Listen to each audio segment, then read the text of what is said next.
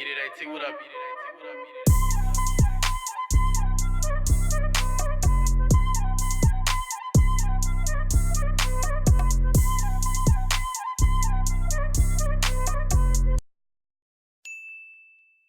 Yo producers, what's good? This is Hit Play here for Beat It AT, and in today's video, I'm going to be showing you the easiest way to get good at making drum patterns. So the method that we're going to be using to do this is called drum tracing. So basically all you're going to need to do is you either find a trending beat on BeatStars that you know is selling really well, or a beat on YouTube that's trending, or even a song from a specific artist that you know is in the Spotify playlist charts or in the Billboard charts or whatever. The point of this is that you want to find a beat or a song or something that has a drum pattern that is already proven to be successful. This way, whenever you trace the drum pattern, you already know that it will fit most likely with whatever you're trying to do or with the aesthetic that you're going for. So I'm going to go ahead and choose a beat that's been selling really well on my website because I know that it has sales proof. And so with that knowledge, I know that if I make 5 or 10 more of the beats at the same type of tempo range, with the same drums and with the same patterns or a similar pattern, I know that they'll also probably sell really well. So I'm going to go ahead and drag in the beat that I'm talking about, and I'm going to show you this technique real quick.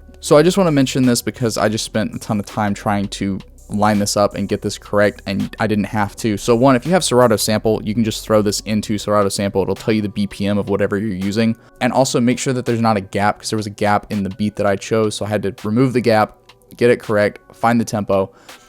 You want to do this because you want your drum hits that you're going to write in MIDI or in your pattern sequencer or whatever you're using, you want it to line up with the drum hits that are in the track. So now what I'm going to do is I'm just going to find the part where the drums are at.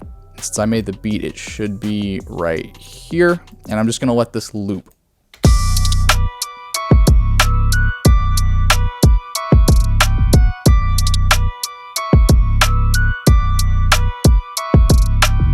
All right, cool.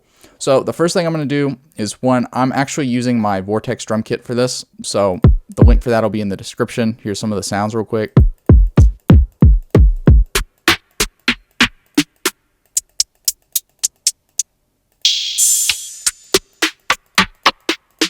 And there is reverb on it in my template, so they don't have the reverb on it like that. So what I'm going to do is I'm going to double click on this. I'm going to zoom in. And if you see all these little top parts right here, all these spiky points, those are all the transients for all the drums typically in any waveform, right? So I'm going to zoom as close in as I possibly can to get in this loop range. And I'm going to look and see what I can see from here. So these right here look to be like kick drums. So if I play it and we watch that boom right here, or this little concave shape right here, should be a kick drum.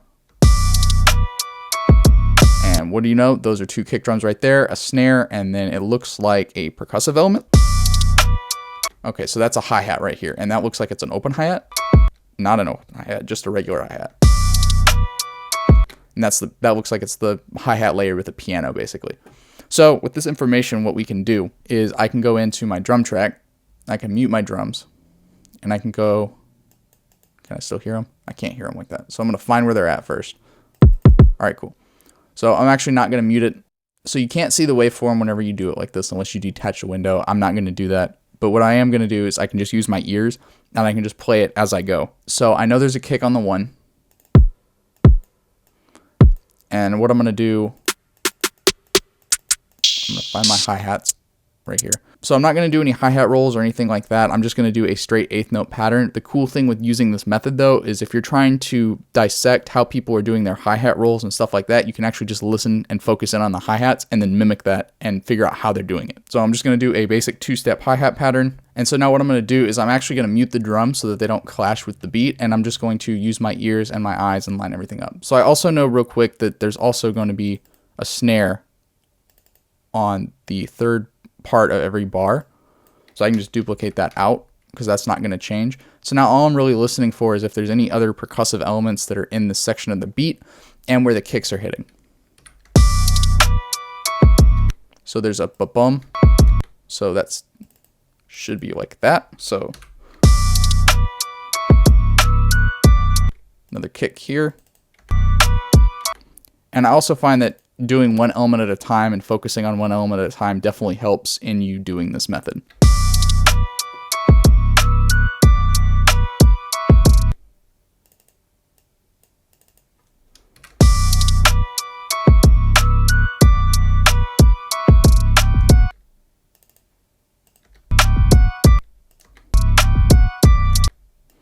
now I can duplicate this over.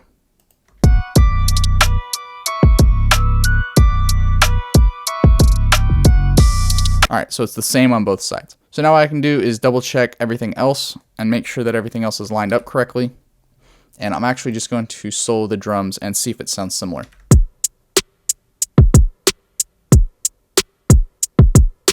All right, cool. So it pretty much sounds the same. The only difference is the fact that the hi-hats aren't going crazy.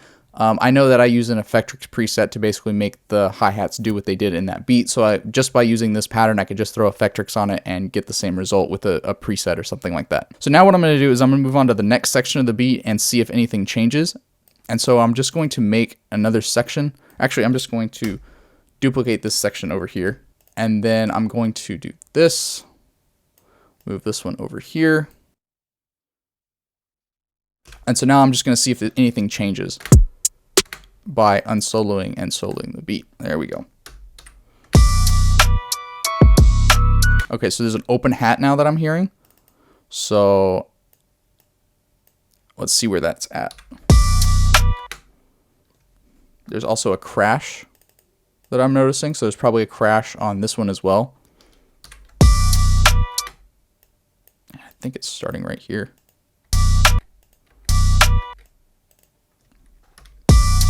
Yep.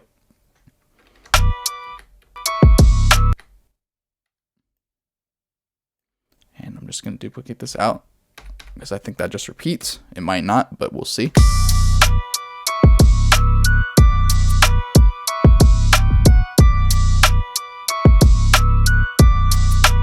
All right, so there is a percussive element that I know I didn't just use a hi-hat for, so there's some sort of percussive element that I can put over here. So if you're really meticulous and there's something you really want, you could sit there and just loop a certain section and figure it out.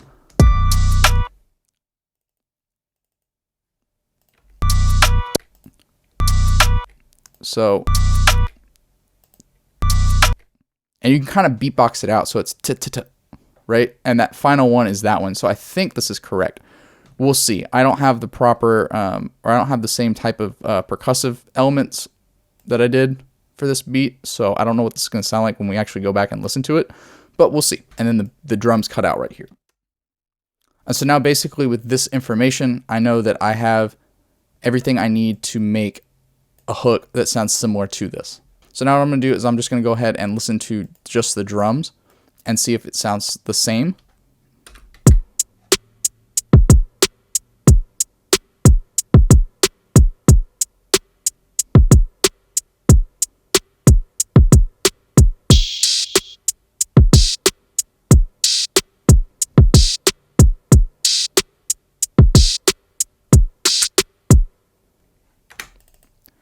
And that was kind of the same pattern that I found up here originally. So basically you can use this method on pretty much any song, anything you want, anything that's trending, and basically get the same vibe for your drums as what was in that track. So that's it for this video. I hope you enjoyed it. If you did, make sure you go ahead and you hit that like button down below. And if you want any of the sounds I use in this video, everything will be in the description below as well. And until next time, guys, peace.